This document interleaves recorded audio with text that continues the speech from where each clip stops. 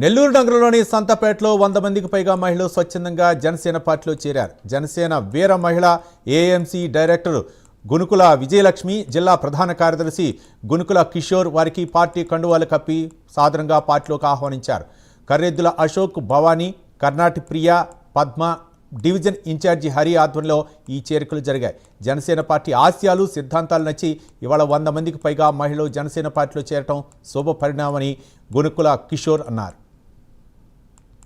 నేను పుట్టి పెరిగిన ఏరియా సంతపేట. ఈ గడ్డ మీద చిన్న సమస్య అంటే వచ్చాను. నా అక్క చెల్లెళ్ళు, అత్తలు, పిన్నులు అంటే కలిసి పెరిగాం కాబట్టి ఎంతో రిలేషన్తో కూడుకున్న ఈ సంతపేట ప్రాంతం నుంచి సాధారణంగా ఆహ్వానించారు. మీతో పాటు నేను పనిచేస్తాము, మేమందరం కూడా కలిసి పనిచేస్తాం. స్థానికంగా చిన్న చిన్న సమస్యలు ఉన్నాయి, వాటిపైన మీరు నిలబడాలని నన్ను ఘనంగా స్వాగతించారు. ఈరోజు భావోద్వేగంతో కూడుకున్న సమయం. జనసేన పార్టీలో ఇంతమంది మహిళలు ఒకేసారి పార్టీలో జాయిన్ అవ్వడం, ఒక కుటుంబ సభ్యుడిగా భావించారు కాబట్టి, సమస్యలపై పోరాడుతున్నాం కాబట్టి జనసేన పార్టీ తరఫున నమ్మకంతో ఈరోజు ఇక్కడ చేరడం జరిగింది.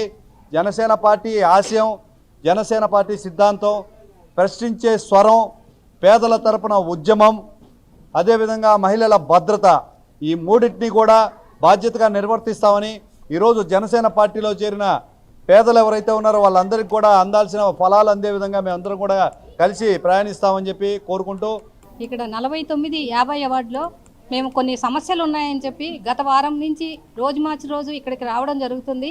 ఇక్కడ వాటర్ ప్రాబ్లం మెయిన్గా ఉందని వాళ్ళు చెప్పడంతో ఇక్కడికి రావడం, వాళ్ళు వచ్చి మేము జనసేన పార్టీలో చేరతామని ఒక పద్మ అనే మహిళ ఫస్ట్ తనకై వచ్చి నా తరపున 20 మంది చేరుతారు అని తను ఫస్ట్ అనౌన్స్ చేసిందండి.